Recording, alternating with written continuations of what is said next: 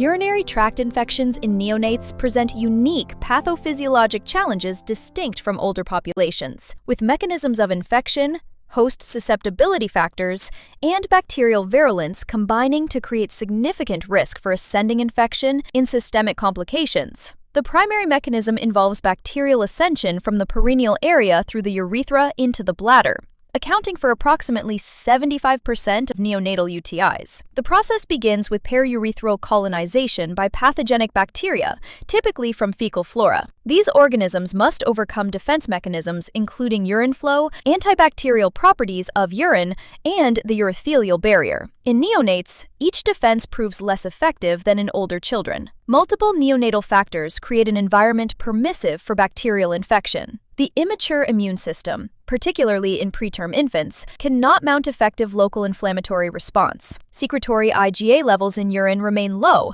reducing mucosal immunity. Neutrophil function is impaired, with decreased chemotaxis and bacterial killing capacity. This allows bacteria to establish infection with lower inoculum sizes. The shorter urethra, particularly in females with average length of only 1 centimeter, provides minimal anatomic barrier. This explains higher UTI incidence in female neonates after the first month. Proximity of urethral meatus to anus further facilitates bacterial contamination. Incomplete bladder emptying represents another critical risk factor. Neonatal voiding patterns remain immature, with frequent small volume voids and significant post-void residuals. This urinary stasis provides time and medium for bacterial multiplication. The bladder mucosa lacks the mature glycosaminoglycan layer, preventing bacterial adherence. Vesicoureteral reflux compounds risks by providing direct pathway for bacteria to reach upper urinary tract. Present in up to 40% of neonates with UTI, reflux transforms simple bladder infection into pyelonephritis, with renal scarring risk. Gram-negative predominance, with Escherichia coli accounting for 80 to 90% of cases, reflects specific virulence factors, enabling successful colonization. P. fimbriae allow bacterial adherence to uroepithelial cells despite urine flow. These specialized pili bind to glycosphingolipid receptors, abundant in neonatal urothelia. The endotoxin component activates systemic inflammatory response through toll-like receptor 4, explaining why neonatal UTIs often present with sepsis-like symptoms. This lipopolysaccharide triggers cytokine release, leading to fever, cardiovascular instability, and systemic inflammatory response syndrome. Hematogenous spread represents unique neonatal vulnerability, accounting for 25% of cases compared to less than 5% in older children. The highly vascular neonatal kidney, with immature basement membranes, allows easier bacterial penetration from blood to renal parenchyma. The clinical presentation of urinary tract infections in neonates fundamentally differs from older children due to immature immune response and inability to localize infection. Understanding why neonates present with nonspecific symptoms rather than classic urinary complaints proves essential for maintaining high index of suspicion necessary for timely diagnosis. The nonspecific presentation stems from the neonatal immune system's inability to contain infection locally. When bacteria invade the urinary tract, the immature immune response cannot effectively wall off infection. Cytokines and inflammatory mediators released from infected urothelial cells rapidly enter systemic circulation, producing generalized symptoms rather than localized urinary complaints. This explains why a neonate with pyelonephritis may present identically to one with sepsis from any other source. The high rate of concurrent bacteremia, occurring in 25 to 30% of neonatal UTIs, further obscures the clinical picture. Once bacteria breach the urothelial barrier, they readily access bloodstream through the highly vascular neonatal kidney. Immature basement membranes and increased vascular permeability facilitate bacterial translocation. Bacteremia transforms local infection into systemic process, making clinical differentiation from other sepsis sources impossible without laboratory confirmation. Poor feeding represents one of the most common presenting symptoms, reflecting cytokine-mediated appetite suppression. Tumor necrosis factor alpha and interleukin-1 directly act on hypothalamic feeding centers. This anorexia response may be the only observable sign of serious infection. Lethargy results from systemic inflammatory response rather than specific urinary pathology. Circulating cytokines affect neural function, producing decreased activity and responsiveness. Parents often report their infant seems not quite right or less interactive. Temperature instability manifests as either fever or hypothermia, reflecting immature thermoregulatory response to infection. Unlike older children who reliably mount fevers, neonates may become hypothermic as energy reserves become depleted. This hypothermia often indicates more severe illness. Jaundice develops through multiple mechanisms. Bacterial endotoxins directly suppress hepatic conjugation enzymes, while concurrent hemolysis increases bilirubin load. The inflammatory response disrupts hepatocyte function and may cause cholestasis. The blood-brain barrier's immaturity creates particular risk for central nervous system involvement. Approximately 5 to 10% of neonates with UTI develop concurrent meningitis, explaining why lumbar puncture remains part of standard evaluation. The absence of specific urinary symptoms compounds diagnostic challenges. Neonates cannot communicate dysuria or urgency. The nonspecific presentation means UTI must be considered in any neonate with unexplained illness, feeding difficulties, or temperature instability. The diagnosis of urinary tract infections in neonates presents significant technical challenges that directly impact clinical decision-making and treatment outcomes. Understanding limitations of various collection methods and contamination risks proves essential for accurate diagnosis. The fundamental challenge stems from inability to obtain clean-catch specimens in neonates, necessitating alternative collection methods with distinct advantages and limitations.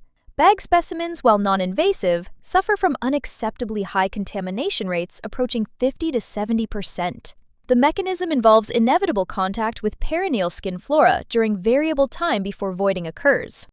Even meticulous skin preparation cannot eliminate contamination risk, as bacteria rapidly recolonize cleaned surfaces. Catheterization represents the practical gold standard, balancing diagnostic accuracy with procedural feasibility. Contamination rate drops to approximately 10% with proper sterile technique. The procedure bypasses periurethral flora by directly accessing bladder urine. However, catheter insertion carries risks including urethral trauma, bacterial introduction, and patient discomfort. Suprapubic aspiration provides the most accurate specimen by directly accessing the bladder through needle puncture above the pubic symphysis. This technique virtually eliminates contamination risk when performed correctly. The physiologic basis relies on the intra-abdominal position of the neonatal bladder when full, making it accessible to percutaneous puncture. However, technical difficulty limits widespread use. Diagnostic criteria necessarily vary by collection method to account for contamination risks. For catheterized specimens, the traditional threshold of 50,000 colony-forming units per milliliter reflects low but present contamination risk. Some experts advocate for lower thresholds of 10,000 CFU per milliliter in symptomatic neonates.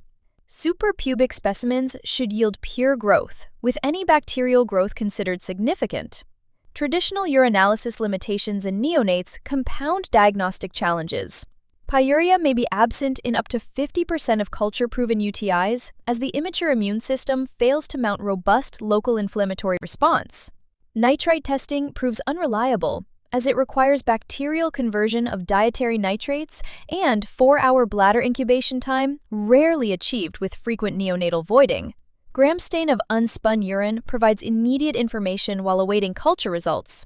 Bacterial presence correlates well with significant bacteriuria and can guide empiric therapy decisions. Mandatory blood culture reflects that neonatal UTI frequently represents systemic infection rather than isolated urinary pathology. With bacteremia rates of 25 to 30%, blood culture confirms systemic involvement and may provide the only positive culture when antibiotics were initiated before urine collection. Vesicoureteral reflux fundamentally disrupts normal one-way urine flow from kidneys to bladder, creating pathophysiologic environment that predisposes to ascending infection and pressure-related renal injury. Normal physiology depends on anatomic relationship between ureter and bladder wall. The ureter traverses the bladder wall obliquely, creating an intramural tunnel approximately 1.5 centimeters in length. This tunnel functions as a passive valve mechanism. During bladder filling, increasing intravesical pressure compresses the intramural ureter against underlying detrusor muscle, maintaining ureteral closure. During voiding, when pressures may exceed 40 centimeters of water, this compression intensifies, preventing retrograde flow. The effectiveness depends on the length-to-diameter ratio of the intramural tunnel. A ratio of 5:1 provides optimal anti-reflux protection. This explains why normal ureteral orifice appears as a slit-like opening on cystoscopy, positioned laterally on the trigone. In vesicoureteral reflux, this mechanism fails through various processes. Primary reflux results from congenitally short intramural tunnel. When tunnel length falls below the critical threshold, usually less than 0.5 centimeters, compression cannot generate sufficient resistance to prevent retrograde flow. The ureteral insertion becomes more lateral and perpendicular rather than oblique, further compromising valve function. Secondary reflux develops when chronically elevated bladder pressures overcome previously competent valve mechanism. Revulgenic bladder, posterior urethral valves, or severe voiding dysfunction create sustained high pressures that gradually distort and shorten the intramural tunnel. The pathophysiologic consequences extend beyond simple retrograde flow. Bacterial ascension represents immediate concern. Bacteria in bladder urine gain direct access to upper urinary tract during voiding. Turbulent retrograde flow facilitates bacterial transport against gravity, while warm, nutrient-rich urine provides ideal growth medium. Sterile reflux, even without infection, causes progressive renal damage through pressure transmission. Normal renal pelvis pressures remain below 10 centimeters of water. During voiding with reflux, these pressures may exceed 40 to 50 centimeters, transmitting directly to renal parenchyma. This recurrent barotrauma causes tubular dilation, interstitial inflammation, and eventual fibrosis. Incomplete bladder emptying perpetuates a vicious cycle. Post-void residual urine in ureters and renal pelvis drains back into bladder after voiding, maintaining reservoir for bacterial growth. This effectively reduces functional bladder capacity and increases voiding frequency, creating more opportunities for reflux episodes. The combination of stasis, repeated pressure injury, and infection risk explains why untreated high-grade reflux leads to progressive renal scarring. The International Grading System for Vesicoureteral Reflux provides standardized classification that correlates anatomic severity with clinical outcomes and guides management decisions. This 5-tier system quantifies retrograde flow and associated upper tract changes. Grade 1 reflux involves urine entering only the ureter without reaching renal pelvis. This minimal reflux occurs during peak voiding pressures and represents early valve incompetence. Limited retrograde flow rarely causes upper tract dilation because ureteral peristaltic activity clears refluxed urine politely. Grade 1 carries lowest pyelonephritis risk, with 80 to 85% spontaneous resolution within 2 years. Grade 2 extends into renal pelvis and calyces without causing dilation. This indicates more significant valve dysfunction, with reflux occurring at lower bladder pressures. Preservation of normal upper tract architecture suggests intrarenal pressures remain physiologic. Clinical outcomes remain favorable, with 70 to 80% spontaneous resolution rates and low scarring risk when infections are prevented.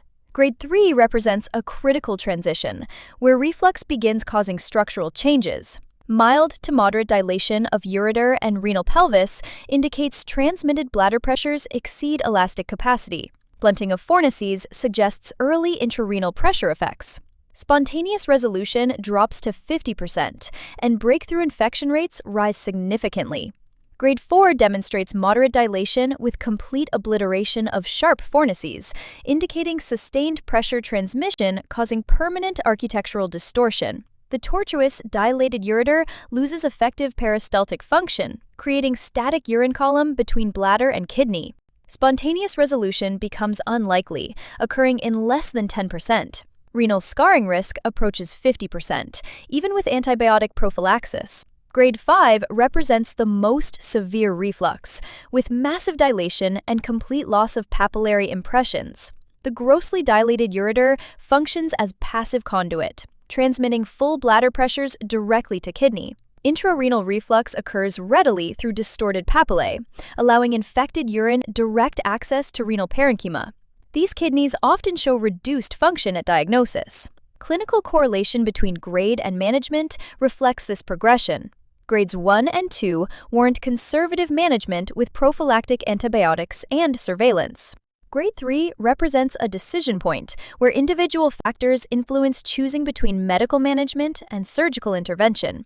Grades order or in 5 almost universally require surgical correction, as anatomic distortion precludes spontaneous resolution and ongoing pressure injury threatens remaining renal function. The management of vesicoureteral reflux exemplifies evidence-based medicine, where understanding natural history and pathophysiology guides selection between conservative and surgical approaches. Not all reflux requires surgical correction. Many cases resolve spontaneously through normal growth and development. Conservative management builds on the observation that the intramural tunnel naturally lengthens as the bladder grows. During development, the trigone expands, and ureteral insertion point migrates laterally, effectively lengthening the tunnel relative to ureteral diameter.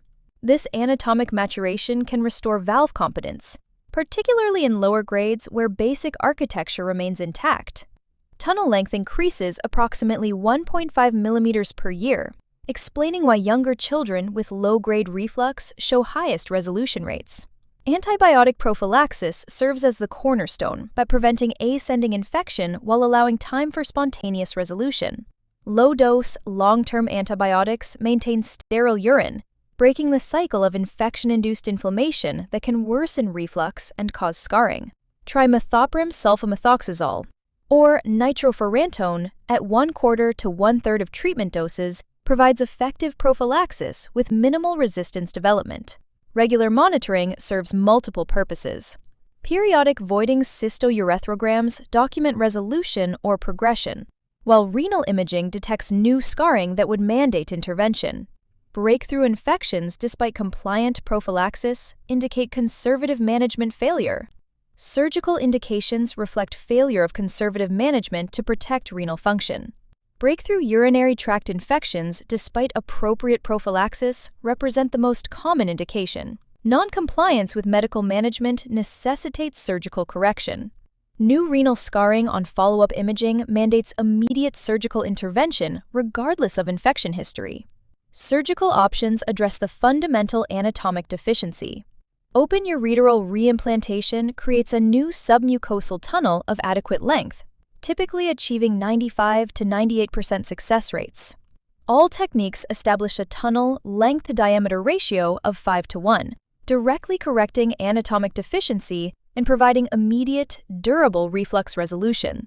Endoscopic injection offers a less invasive alternative, particularly attractive for lower grades. Bulking agents injected beneath the ureteral orifice create a volcano-like mound that improves valve function. While success rates remain lower than open surgery at 70 to 85%, the minimal morbidity and outpatient nature make it an attractive first option, with open surgery reserved for failures.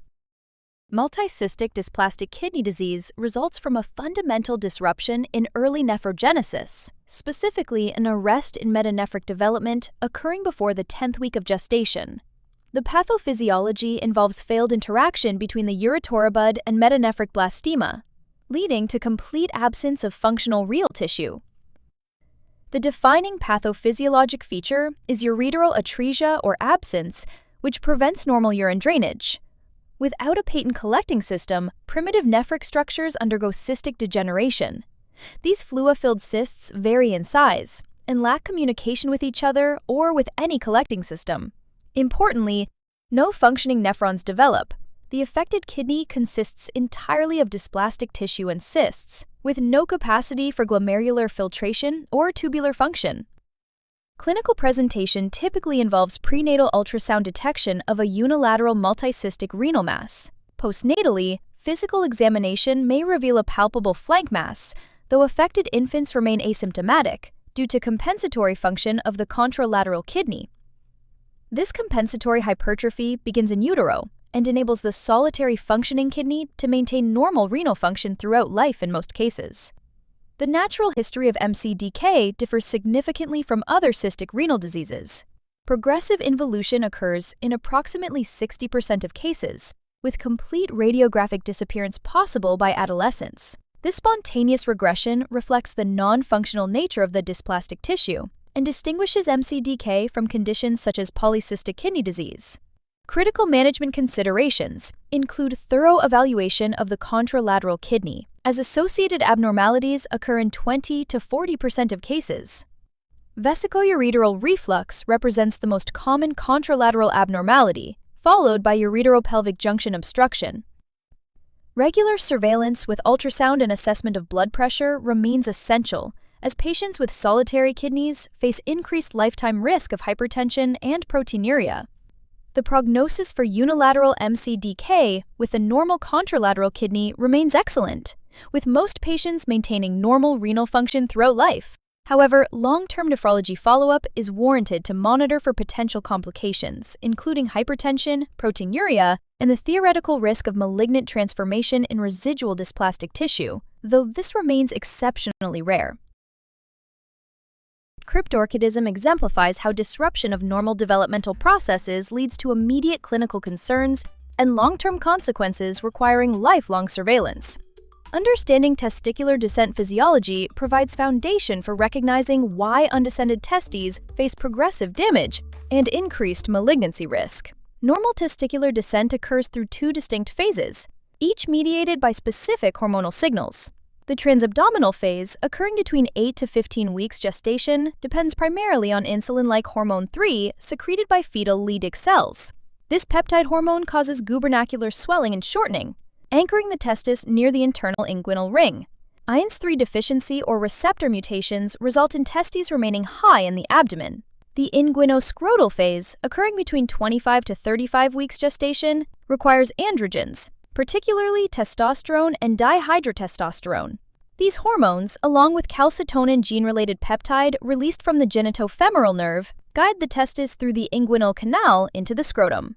Disruption of androgen production during this critical window results in inguinal retention. The pathophysiology of testicular damage centers on temperature differential. Spermatogenesis requires temperatures 2 to 5 degrees Celsius below core body temperature, explaining the evolutionary development of scrotal location. The scrotum maintains testicular temperature at 32 to 34 degrees through multiple mechanisms, including countercurrent heat exchange in the pampiniform plexus and thin scrotal skin. When retained in the abdomen or inguinal canal, testes experience continuous exposure to body temperature of 37 degrees.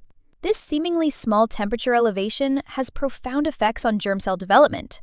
Spermatogonia, the stem cells of spermatogenesis, prove particularly vulnerable to thermal injury. Heat stress induces apoptosis through activation of heat shock proteins and oxidative stress pathways.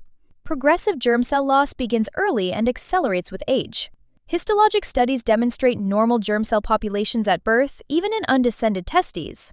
However, by age 1, germ cell density decreases significantly, and by age 2, many cryptorchid testes show severe depletion. This time-dependent injury explains why guidelines recommend orchiopexy between 6 to 18 months. The malignancy risk represents the most concerning long-term consequence. Cryptorchid testes face 3 to 10-fold increased risk of testicular cancer, with risk correlating to degree of maldescent. The altered microenvironment disrupts normal germ cell maturation, creating conditions permissive for malignant transformation. Critically, orchiopexy does not eliminate malignancy risk, mandating patient education about testicular self-examination and lifelong awareness.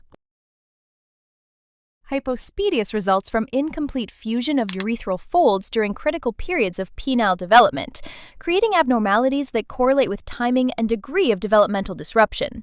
Understanding normal penile embryology illuminates why hypospadias presents with its characteristic triad of ventral medial opening, chordee, and dorsal hooded foreskin.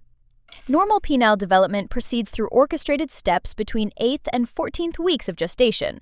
The genital tubercle elongates under testosterone influence, while paired urethral folds develop along its ventral surface. These folds must fuse in proximal to distal direction, creating the tubularized urethra. This fusion depends on adequate dihydrotestosterone levels, the more potent testosterone metabolite produced locally by 5-alpha reductase enzyme in genital skin.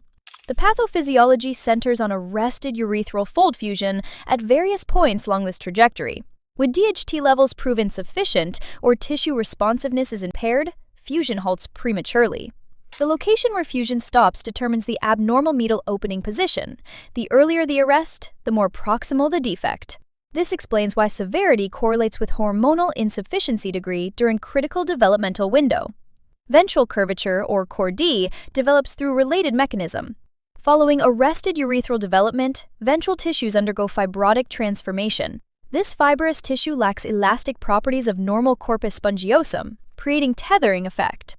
During erection, this inelastic ventral band prevents straight penile elongation, causing progressive ventral bowing. The characteristic hooded prepuce results from developmental coupling between ventral urethral and dorsal prepuceal formation. Normal prepuce development requires completed ventral fusion as prerequisite. When urethral development arrests, prepuceal formation also halts ventrally while continuing dorsally, creating distinctive dorsal hood appearance. The severity spectrum provides insights into underlying pathophysiology. Distal hypospadias represents mild developmental disruption occurring late in gestation, when most urethral formation is complete. These cases often result from marginal hormonal insufficiency or mild end-organ resistance. The minimal associated CORD facilitates excellent surgical outcomes. Proximal hypospadias indicates severe hormonal deficiency or receptor dysfunction early in development. These cases frequently associate with other undervirilization signs, including bifid scrotum, undescended testes, and ambiguous genitalia. The severe CORD and deficient ventral tissue make reconstruction challenging. The timing of developmental arrest influences associated anomalies. Early disruption may simultaneously impact other hormone-dependent structures, explaining increased incidence of cryptorchidism and inguinal hernias in proximal hypospadias. Hypospadias management requires careful surgical planning that balances optimal timing with tissue preservation and psychological considerations.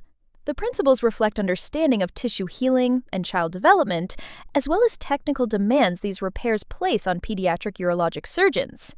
Surgical timing between 6 to 18 months represents convergence of factors favoring optimal outcomes. This age provides adequate penile size for manipulation while maintaining excellent healing capacity of infant tissue. Enhanced vascularity promotes better wound healing with less scar formation. Additionally, relative lack of erectile activity reduces mechanical stress on healing sutures. Psychological considerations strongly support early repair. Completing surgery before toilet training and genital awareness minimizes psychological trauma. Children repaired during this window typically have no memory of surgical experience. This timing allows normal voiding patterns to develop with reconstructed anatomy. The absolute contraindication to circumcision deserves particular emphasis, as this represents critical principle that must be communicated to all healthcare providers. The prepuce, despite its abnormal configuration, provides invaluable tissue for urethral reconstruction. Modern repairs frequently utilize prepucial flaps for urethral substitution, or coverage layers. The inner prepucial mucosa proves ideal for urethral replacement due to its thin, well-vascularized nature. Even when not used for urethral reconstruction, the prepuce provides essential ventral skin coverage after CORD release. Removing this tissue eliminates surgical options and may necessitate more complex repairs. Complications following repair reflect inherent challenges of creating functional neourethra from limited native tissue. Urethrocutaneous fistula represents the most common complication, occurring when urethral closure breaks down, creating abnormal communication to skin surface. These typically manifest weeks to months postoperatively as urine leaks from pinpoint openings. Meatal stenosis develops through progressive scarring at the neomeatus, particularly following glandular repairs, where tissue mobility is limited. The scar contracture progressively narrows the opening, causing obstructive symptoms. Wound healing complications, including dehiscence and infection, jeopardize both cosmetic and functional outcomes. The penile skin's excellent vascularity generally promotes healing, but contaminated environment and mechanical stresses create ongoing challenges. The potential need for staged procedures reflects complexity of severe hypospadias, with significant CORD or inadequate tissue. Staged approaches allow CORD correction and tissue expansion before definitive urethroplasty, often yielding superior long-term results. Epispadias represents a rare congenital anomaly characterized by abnormal dorsal positioning of the urethral meatus, resulting from fundamentally different embryologic disruption than Hypospadias. Understanding the distinct pathophysiology illuminates why Epispadias frequently occurs as part of the broader extrophy Epispadias complex. The pathophysiology centers on abnormal development of the cloacal membrane and genital tubercle migration. During normal development, the genital tubercle migrates to a position caudal to the cloacal membrane, allowing proper ventral urethral formation. In Epispadias, this migration fails, leaving the urethral opening on the dorsal penis surface. The severity depends on when this developmental disruption occurs. The embryologic basis differs fundamentally from Hypospadias. While Hypospadias results from incomplete ventral fusion, Epispadias involves failure of dorsal tissues to properly close over the developing urethra. This explains why Epispadias commonly associates with bladder extrophy. Both conditions result from varying degrees of the same developmental field defect affecting infraumbilical abdominal wall and anterior pelvic structures. Classification reflects the spectrum of urethral involvement and associated anomalies. Isolated Epispadias, occurring without bladder extrophy, remains exceptionally rare, accounting for only 10% of cases. This rarity emphasizes typical association with more extensive malformations. The extrophy Epispadias complex represents the more common presentation, where Epispadias accompanies varying degrees of bladder and abdominal wall defects. In complete extrophy, the entire bladder mucosa lies exposed on the abdominal surface, with complete Epispadias extending to the bladder neck. Male Epispadias presents with characteristic dorsal chordee, the reverse of Hypospadias. The dorsal urethral opening creates shortened dorsal penile surface, while ventral aspect remains normal length. This discrepancy causes upward penile curvature that worsens with erection. The exposed urethral mucosa appears as reddened groove along the dorsal penis.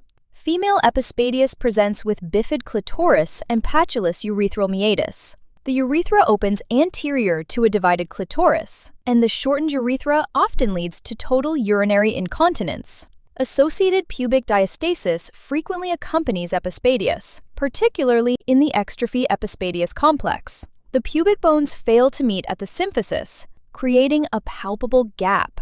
The degree of diastasis correlates with severity of Epispadias and presence of extrophy. Urinary continence represents a major concern, as abnormal bladder neck and urethral anatomy often cannot maintain normal storage function. The external sphincter mechanism is typically deficient, explaining why achieving continence remains one of the primary challenges in surgical reconstruction. Epispadias management presents unique surgical challenges extending beyond simple urethral reconstruction, requiring comprehensive approaches to address functional continence, cosmetic appearance, and sexual function preservation. The complexity stems from fundamental anatomic disruption affecting not just the urethra, but surrounding support structures. Surgical reconstruction goals prioritize functional outcomes while recognizing technical demands of abnormal anatomy. Creating functional urethra requires more than simple tubularization.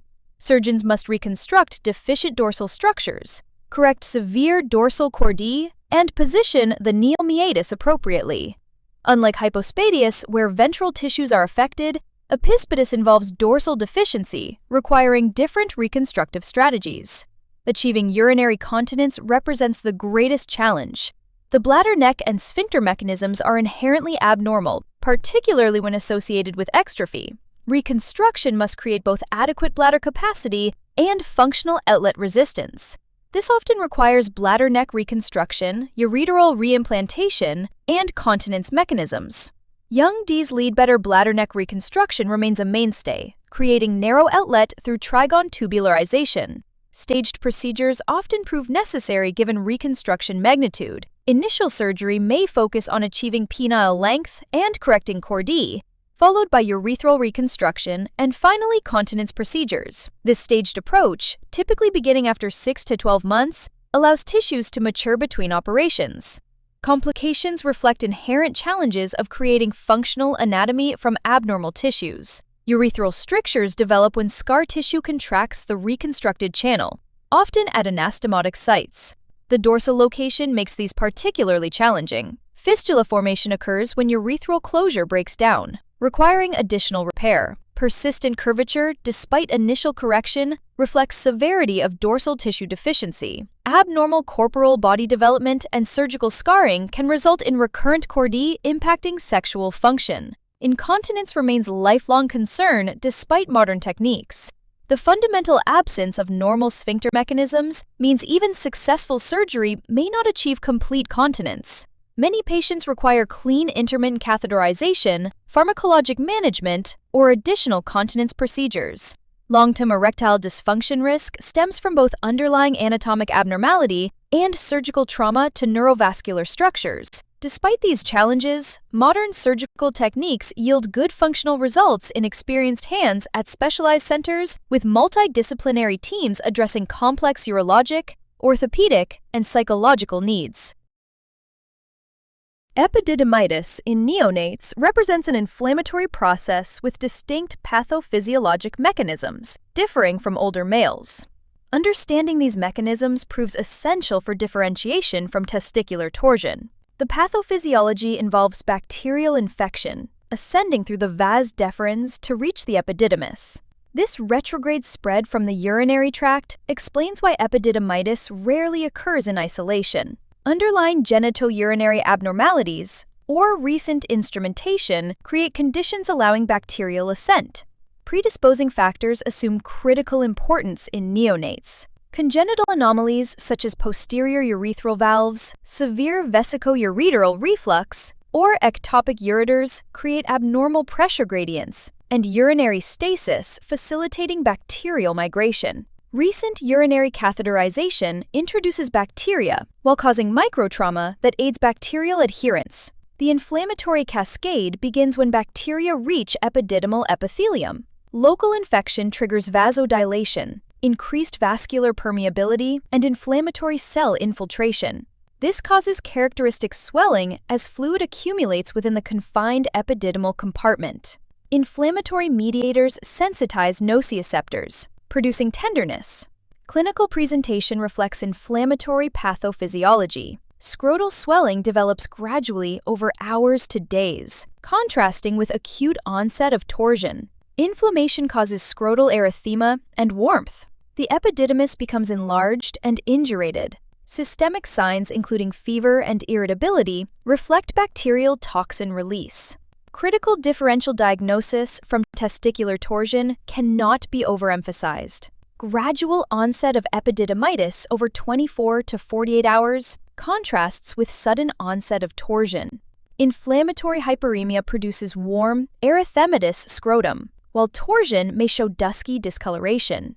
Doppler ultrasound provides definitive differentiation. In epididymitis, inflammatory vasodilation increases blood flow, appearing as enhanced color flow. Torsion demonstrates absent or reduced flow. This reflects underlying pathophysiology, inflammation increasing perfusion versus mechanical occlusion eliminating it. Accurate differentiation is crucial, given different treatments. Epididymitis responds to antimicrobial therapy, while torsion requires immediate surgery. Misdiagnosis carries significant consequences. Unnecessary surgery for epididymitis or delayed treatment, resulting in testicular loss. The management of neonatal epididymitis requires systematic approach addressing both acute infection and underlying predisposing factors. Understanding pathophysiologic basis for each intervention ensures comprehensive treatment preventing recurrence and complications. The diagnostic approach begins with confirming infectious etiology through urinalysis and culture. These studies verify bacterial infection and guide antimicrobial selection based on organism identification. The high association with urinary tract infection makes these tests mandatory. Positive findings typically reveal pyuria, bacteriuria, and causative organism, most commonly Escherichia coli. Doppler ultrasound serves dual purposes. Beyond differentiating from torsion through demonstration of increased blood flow, ultrasound assesses for complications such as abscess formation or reactive hydrocele. Serial examinations document resolution of inflammatory changes, ensuring adequate treatment duration. Critical next step involves evaluating for underlying genitourinary anomalies that predispose to infection. Voiding cystourethrogram screens for vesicoureteral reflux and bladder outlet obstruction. Renal ultrasound identifies upper tract abnormalities, including hydronephrosis or duplicated systems. These studies prove essential because untreated anatomic abnormalities guarantee recurrent infections with progressive epididymal damage. Antibiotic therapy targets expected pathogens while achieving adequate tissue penetration. Empiric therapy typically begins with broad-spectrum coverage using third-generation cephalosporins or aminoglycosides combined with ampicillin. This combination covers gram-negative organisms, enterococci, and potential unusual pathogens. Treatment duration extends beyond clinical resolution. While scrotal swelling may improve within 48 to 72 hours, complete bacterial eradication requires 10 to 14 days of therapy. Premature discontinuation risks relapse with resistant organisms. Supportive care addresses patient comfort and optimizes healing. Scrotal elevation reduces dependent edema and improves lymphatic drainage. Analgesics manage pain, though neonates often tolerate the condition well. Complications of inadequately treated epididymitis extend beyond the acute episode. Chronic epididymitis develops when initial treatment fails to eradicate infection completely. Low-grade inflammation persists, causing progressive fibrosis and potential obstruction of epididymal tubules, ultimately impacting fertility. Testicular ischemia represents rare but serious acute complication. Severe epididymal swelling can compress testicular vessels in the confined neonatal scrotum, requiring prompt recognition and aggressive anti-inflammatory therapy. Identification and treatment of associated urinary tract abnormalities proves crucial for preventing recurrence. Surgical correction of significant reflux or obstruction may be necessary once acute infection resolves. Hydrocele represents fluid accumulation within the tunica vaginalis surrounding the testes, resulting from imbalance between fluid production and absorption. This common neonatal condition illustrates important principles of peritoneal cavity development and fluid dynamics, determining clinical presentation and management. The pathophysiology centers on the processus vaginalis, an embryologic peritoneal extension accompanying testicular descent. During normal development, this peritoneal connection obliterates after the testes reaches the scrotum, leaving only a potential space, the tunica vaginalis, surrounding the testes. This serous-lined cavity normally produces and reabsorbs small fluid amounts, maintaining thin lubricating layer allowing testicular mobility. Hydrocele formation occurs when this balance becomes disrupted. Mesothelial cells lining the tunica vaginalis continuously secrete serous fluid through passive filtration and active secretion. Under normal circumstances, lymphatic channels reabsorb this fluid at equal rate. When production exceeds absorption capacity, fluid progressively accumulates, creating characteristic scrotal swelling. Two distinct types emerge based on processus vaginalis patency. Communicating hydroceles results from incomplete obliteration, maintaining patent connection between peritoneal cavity and tunica vaginalis. This allows peritoneal fluid to flow freely into the scrotal sac. These hydroceles characteristically fluctuate in size, increasing with crying or straining as intra-abdominal pressure drives more fluid into the scrotum, decreasing during sleep. Non-communicating hydroceles develop when the processus vaginalis properly obliterates, but excess fluid accumulates within the isolated tunica vaginalis. Various mechanisms can trigger this imbalance, including minor trauma, transient inflammation, or delayed maturation of absorption mechanisms. These maintain constant size regardless of activity or position. Clinical presentation proves remarkably consistent. Parents notice painless scrotal swelling present at birth or developing within first months. The swelling appears smooth and non-tender, often with bluish tinge reflecting underlying fluid. The key diagnostic feature remains transillumination. Placing light source against the scrotum demonstrates brilliant transmission through clear fluid. distinguishing hydrocele from solid masses. Physical examination reveals additional characteristic findings. The testes, though surrounded by fluid, can often be palpated as distinct structure within the hydrocele sac.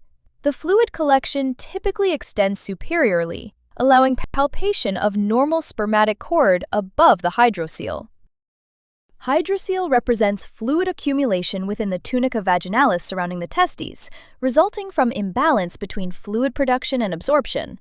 This common neonatal condition illustrates important principles of peritoneal development and fluid dynamics determining clinical presentation and management. The pathophysiology centers on the processus vaginalis, an embryologic peritoneal extension accompanying testicular descent. During normal development, this connection obliterates after the testis reaches the scrotum, leaving only a potential space, the tunica vaginalis. This serous-lined cavity normally produces and reabsorbs small fluid amounts, maintaining thin lubricating layer, allowing testicular mobility. Hydrocele formation occurs when this balance becomes disrupted. Mesothelial cells lining the tunica vaginalis continuously secrete serous fluid through passive filtration and active secretion. Under normal circumstances, lymphatic channels reabsorb this fluid at equal rate. When production exceeds absorption capacity, fluid progressively accumulates, creating characteristic scrotal swelling. Two distinct types emerge based on processus vaginalis patency. Communicating hydroceles result from incomplete obliteration, maintaining patent connection between peritoneal cavity and tunica vaginalis. This allows peritoneal fluid to flow freely into the scrotal sac. These characteristically fluctuate in size, increasing with crying or straining as intra-abdominal pressure drives fluid into the scrotum, decreasing during sleep. Non-communicating hydroceles develop when the processus vaginalis properly obliterates, but excess fluid accumulates within the isolated tunica vaginalis. Various mechanisms can trigger this, including minor trauma, transient inflammation, or delayed maturation of absorption mechanisms. These maintain constant size regardless of activity or position. Clinical presentation proves remarkably consistent. Parents notice painless scrotal swelling present at birth or developing within first months. The swelling appears smooth and non-tender, often with bluish tinge reflecting underlying fluid. The key diagnostic feature remains transillumination. Placing light source against the scrotum demonstrates brilliant transmission through clear fluid, distinguishing hydrocele from solid masses. Physical examination reveals additional characteristic findings. The testes, though surrounded by fluid, can often be palpated as distinct structure within the hydrocele sac. The fluid collection typically extends superiorly, allowing palpation of normal spermatic cord above the hydrocele.